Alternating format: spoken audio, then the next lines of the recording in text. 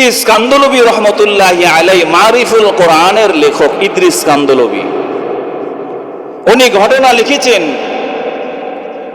যে উনি যখন মক্কায় গেছেন হজ করতে, মক্কায় যাওয়ার পরে তাকায় দেখলেন উনি যখন মাতাফের মধ্যে বসে বসে কোরআন তেলাওয়াত করতেছেন, যারা মক্কা মদিনায় গেছেন দেখবেন সৌদি আরবের সরকারের পক্ষ থেকে হাজী সাহেবদেরকে বিভিন্ন সময় চা, কফি, গাহওয়া এগুলো বিভিন্ন আইটেমের খাওয়ানো হয়, খেজুর দেওয়া হয়। এগুলো সরকারে কিছু লোক নিযুক্ত করা আছে, এরা আপনাকে কাপ দিবে, সুন্দর করে ঢেলে দিবে, আবার কাপটা তারা নিয়ে চলে যাবে। এরকম মেহমানদারি করার জন্য সুন্দর ব্যবস্থা রাখা আছে। তো ইদ্রিস কান্দলবী রহমতুল্লাহি আলাইহি বলেন, আমি যখন মাতাফে বসে থেকে কোরআন তেলাওয়াত করতেছি, তো আমি তাকায় দেখি আমার সামনে একজন একটা গ্লাস নিয়ে আসলো, ওয়ান টাইমের মতো কফির গ্লাস, আর গ্লাসের মধ্যে আমাকে সুন্দর করে দুধ ঢেলে খাওয়াইলো। তো আমি যখন গ্লাসটা নিলাম, দুধ নিলাম, নেওয়ার পরে যেই ব্যক্তি আমাকে দুধ খাওয়াইতেছে ওর চেহারার দিকে একটু তাকাইলাম। তাকানোর পরে তাকায় দেখি ও হলো আমার গ্রামেরই এক গরিব মানুষ। ধরে বলেন না সুবহানাল্লাহ। ইদ্রিস কান্দলবী রহমতুল্লাহি আলাইহি বলেন, তুমি এই মক্কায় হেরেম শরীফের মধ্যে কাবার পাশে, আবার তুমি সৌদির পোশাক পরে মাথায় সুন্দর আবাকাবা লাগিয়ে আবার তুমি আমাকে চা খাওয়াইতেছো, কফি খাওয়াইতেছো, দুধ খাওয়াইতেছো, ব্যাপার তো বুঝলাম না, কি ব্যাপার? ইদ্রিস কান্দলবী রহমতুল্লাহি আলাইহি বলেন, আমার ওই এলাকার গরিব মানুষ তখন আমাকে বলে, হুজুর আমি তো শুধু মক্কা মদিনায় আমি এসেছি তা নয়, বরং আমি নিজে এসেছি, এখন এখানে স্থায়ীভাবে বসবাস করি, আমার বউ বাচ্চা পরিবার সবাই এখন মক্কায় থাকে। একটু জোরে বলেন না সুবহানাল্লাহ। ইদ্রিস কান্দলবী রহমতুল্লাহি আলাইহি আরো আশ্চর্য হয়ে গেছে, বেটাই কই কি, গরিব মানুষ রাখাল ছিল, ও সৌদি আরবে এসেছে, ওর বউ বাচ্চা সবাই নিয়ে এসেছে, আবার মক্কায় থাকে, আবার শায়েখদের মতো চলাফেরা করে, আবার সরকারিও চাকরি করে। ইদ্রিস কান্দলবী রহমতুল্লাহি আলাইহি বলেন, ওর কথা শুনে আমি একেবারে ফিট হয়ে গেছি, কই কি বেটাই। মুসলমান ভাইয়েরা আমার, এবার ওই রাখাল বলেন, ও ইদ্রিস কান্দলবী, আমি যখন বাংলাদেশে থাকতাম, যখন নামাজ পড়তাম, আমি যখন যাই নামাজ বিছাইয়া নামাজ পড়তাম, যাই নামাজের সামনে একটা কাবার ছবি দেওয়া আছে, কাবার ছবি আছে, আল্লাহর ঘরের ছবি দেওয়া আছে।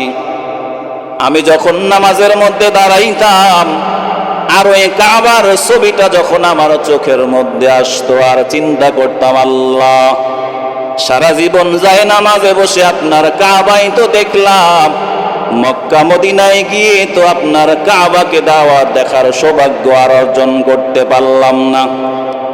ওই রাখাল ডাক দিয়ে বলে, ওই ইদ্রিস কান্দলবী রে, আমি যখন যাই নামাজে দাঁড়াইতাম, যাই নামাজে দাঁড়াইয়া কাবা ঘরকে দেখে দেখে আফসোস করতাম আর আল্লাহর কাছে দোয়া করতাম, আল্লাহ সারা জীবনেই কাবা যাই নামাজের ছবির মধ্যেই তো দেখলাম, সচক্ষে আর দেখতে পারলাম না। ওগো আল্লাহ, তুমি আমাকে যে কোনো ভাবে তোমার ঘরের দিকে একটু নিয়ে যাও। ওগো আল্লাহ, আমাকে একটু সচক্ষে কাবা দেখাইও, কাবা দেখাইও। আপনার দিলের মধ্যে যদি কাবার প্রেম থাকে, কাবার ভালোবাসা থাকে, কাবার মহব্বত থাকে, ওই ব্যক্তির কেমন মহব্বত ছিল একটু দিলেন কান দিয়ে শোনেন। এবার ওই রাখাল বলে, ওই ইদ্রিস কান্দলবী, এভাবে চলতে চলতে হঠাৎ করে হজের মৌসুম চলে আসলো। হাজিদেরকে একটু দেখার জন্য একবার নদীর ধারে চলে গেলাম, জাহাজের কাছে। হাজিদের লম্বা কাফেলা, সমস্ত হাজিরা মাল সামানা সুন্দর করে নিয়ে জাহাজের মধ্যে উঠতেছে, সবাই জেদ্দার উদ্দেশ্যে রওনা হবে। বলে আমি জাহাজের সামনে গিয়ে একটু দাঁড়াইলাম। দাঁড়ানোর পরে হাজী সাহেবদেরকে বললাম, ও হাজী সাহেবেরা, একটু আপনি যদি অনুমতি দেন, আপনার লাগেজটা আমি একটু জাহাজের মধ্যে তুলে দিব। ওই রাখাল বলে, ইদ্রিস কান্দলবী, এইভাবে আমি হাজী সাহেবদের সামানাগুলো জাহাজের মধ্যে তোলা শুরু করলাম। জাহাজের মধ্যে সামানা তুলতে তুলতে একজন কর্মচারী হঠাৎ করে পড়ে তার পাটা ভেঙে গেল। আমি দৌড় দিয়ে তার কাছে গেলাম, তার একটু সেবা শুশ্রূষা করলাম, তাকে নিয়ে জাহাজের একটা রুমের মধ্যে গেলাম। রুমের মধ্যে যাওয়ার পরে তার সেবা করে, তার যত্ন করি। এক সময় জাহাজের ক্যাপ্টেন এসে আমাকে বলে, ও রাখাল্লি, তুমি এক কাজ করো, তোমার তো পাসপোর্ট আর ভিসা নাই, মক্কা মদিনা যাওয়ার কোনো অনুমতিও নাই। তুমি যেহেতু এই জাহাজের মধ্যে আসো, সুতরাং এই ব্যক্তির যে পা ভেঙে গেছি, বলে এই ব্যক্তির একটু খেদমত করো, সেবা করো। ওই আল্লাহর বান্দা বলে সেবা করতে করতে জাহাজটা ছেড়ে দিল। জাহাজ ছেড়ে দিল, আমার মনের মধ্যে একটা আশা হলো, আশা রাগান্বিত হলো, আশান্বিত হলো, না জানি আমার আল্লাহ আমাকে তার ঘরের জন্য কবুল করে ফেলেছেন কিনা। ওই রাখাল বলে, ইদ্রিস কান্দল বিরিং। এভাবে জাহাজটা ছেড়ে গেল। দীর্ঘদিন চলার পরে এবার জাহাজটা যখন জেদ্দা সমুদ্র বন্দরের মধ্যে প্রবেশ করলো, সমুদ্র বন্দরে যাওয়ার পরে এবার জেদ্দার পুলিশেরা এসে সবার পাসপোর্ট আর ভিসা চেক করে একজন একজন করে হাজী সাহেবদেরকে নামায় দেয়। পুরা জাহাজটা খালি হয়ে গেল। সব হাজী সাহেবেরা জাহাজ থেকে নেমে মক্কার উদ্দেশ্যে, কাবার উদ্দেশ্যে রওনা দিল। আমার তো পাসপোর্টও নাই, ভিসাও নাই, কিছুই নাই। আমি জাহাজের মধ্যে বসে থাকলাম আর চিন্তা করলাম, হায় রে হায়, জেদ্দা পর্যন্ত আসতে পারলাম, কাবা পর্যন্ত কি আমার আল্লাহ আমারে পৌঁছায় দিবেন না? তাফসিরে মারিফুল কোরআনের মধ্যে এসেছি।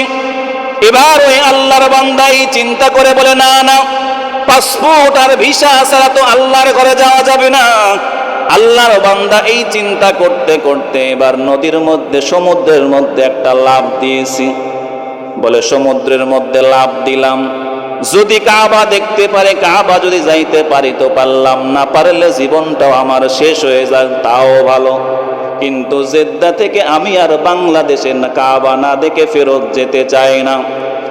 মুসলমান দরদি ভাইয়েরা আমার, ওই আল্লাহর বান্দা যখন সমুদ্রের মধ্যে লাফ দিয়েছি, আল্লাহ রব্বুল আলামিন ওই আল্লাহর বান্দাকে তার কুদরতি ভাবে সমুদ্রের কিনারার মধ্যে পৌঁছায় দিয়েছেন। সকলে বলে আল্লাহু আকবার। সমুদ্রের কিনারার মধ্যে পৌঁছানোর পরে তাফসিরে মারিফুল কোরআনের মধ্যে ঘটনা এসেছে। এবার আল্লাহর বান্দা সমুদ্রের কিনারায় পৌঁছার পরে এবার সমতল ভূমির দিকে হাঁটা শুরু করেছি। হাঁটতে হাঁটতে হাঁটতে হাঁটতে এক এলাকার মধ্যে পৌঁছে গেছে। এক এলাকার মধ্যে পৌঁছার পরে এক বাড়ির সামনে গেছে আল্লাহর বান্দা। যাওয়ার পরে তাকায় দেখি ওই বাড়ির ভিতর থেকে বাচ্চার একটা কান্নার আওয়াজ আসে। বাচ্চা কান্না করে, বাচ্চার কান্না থামে না। এবার ওই আল্লাহর বান্দা দরজায় গিয়ে টোকা দিয়েছে, ও আল্লাহর বান্দা, কি ব্যাপার? আপনার বাচ্চাটা দীর্ঘক্ষণ যাবৎ কান্না করে, কারণটা কি, থামে না কেন? এবার বাড়িওয়ালা বলে, ভাইরে, বলে আমার গরু আছে, আমার গরুর দুধ দোহানোর মতো যে দোহান থাকে সে তো নাই, সে ছুটি দিয়ে গেছে। আমি গরুর দুধ দোহাইতেও পারি না, আমার বাচ্চাটাকে খাওয়াইতে পারি না, এজন্য বাচ্চাটা দুধের জন্য কান্না করতেছি। এবার ওই রাখাল বলে, টেনশন করেন না, টেনশন করেন না, আমি দুধ দোহাইতে ভালো পারি, আপনার গোয়াল ঘরটা দেখায় দেন, একটা বালতি দেন। ওই আল্লাহর বান্দা বালতিটা নিয়ে গোয়াল ঘরের মধ্যে কি সুন্দর করে দুধ দহন করার পরে মালিককে দিয়েছে। মালিক তার বাচ্চাকে খাওয়াইছে। বাচ্চার ক্ষুধা নিবারণ হয়ে গেছে, বাচ্চার কান্নাটাও থেমে গেছে। এবার মালিক বলে, ও আল্লাহর বান্দা, তুমি কি? ওই রাখাল বলে, ওগো মালিক, আমি বাংলাদেশ থেকে এসেছি, অমুকের সন্তান অমুক, আমি এইভাবে আপনার দেশ সৌদি আরবে জেদ্দায় চলে এসেছি। আমার মনে বড় তামান্না, কাবা দেখবো, কাবায় নামাজ করব, তাওয়াফ করব, সাফা মারওয়া সাই করব।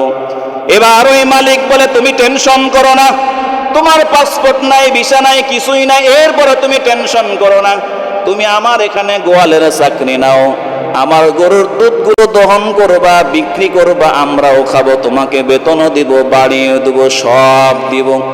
এবার ওই রাখাল বলে, ইদ্রিস কান্দলবিরে, আমার ওই মালিক আমাকে বাড়িও দিয়েছে, গাড়িও দিয়েছে, এখানে থাকার পারমিটটাও করে দিয়েছি। আমাকে আল্লাহ তাআলা সৌদি আরবে বাচ্চা কাচ্চা পরিবার নিয়ে থাকার ব্যবস্থা করে দিয়েছে। এমনকি হজের মৌসুমে হাজী সাহেবদেরকে দুধের খেদমত করার তৌফিকও আমার আল্লাহ দিয়েছেন। বলেন না সুবহানাল্লাহ। ইয়া ইলাহি তু মেরা মাবুদ হাই, ইয়া ইলাহি तू मेरा माशूक है, या इलाही मुझसे मुझको दूर कर, ताकि देखो मुझ में तुझको एक नजर। या इलाही तू मेरा खालिक है, या इलाही तू मेरा मालिक है। একটু মোহাব্বতে জবান খুলে বলি আল্লাহু আকবার। তাহলে পাসপোর্ট আর ভিসা ছাড়া আমার আল্লাহ কাবার প্রেম আর মোহাব্বত থাকার কারণে ওই আল্লাহর বান্দার পাসপোর্ট নাই, পাসপোর্ট ভিসা ছাড়া যদি দিলের মধ্যে সাচ্চা প্রেম থাকে, ভালোবাসা থাকে, কাবার প্রতি টান থাকে, এজন্য বলা হয় হুব্বে কাবা মিনাল ঈমান। যার কাবার প্রতি টান আছে, মহব্বত আছে, ভালোবাসা আছে, বুঝতে হবে তার ঈমানটাও টন টাইট আছে। জোরে বলেন না সুবহানাল্লাহ। আমাদের কি আকাঙ্ক্ষা নাই, ইচ্ছা নাই? মক্কা মদিনা যাওয়ার আশা আছে না নাই? মনে বড় আশা ছিল যাব মদিনা। একটু মহব্বতে বলেন না। মনে বড় আশা ছিল যাব মদিনায়। সালাম আমি করব গিয়ে, সালাম আমি করব গিয়ে নবীর রওজায়। মনে বড় আশা ছিল যাব, মহব্বতে মনে বড় আশা ছিল যাব মদিনায়। আল্লাহ আমাদের সবাইকে কবুল করেন। জোরে বলেন আমিন।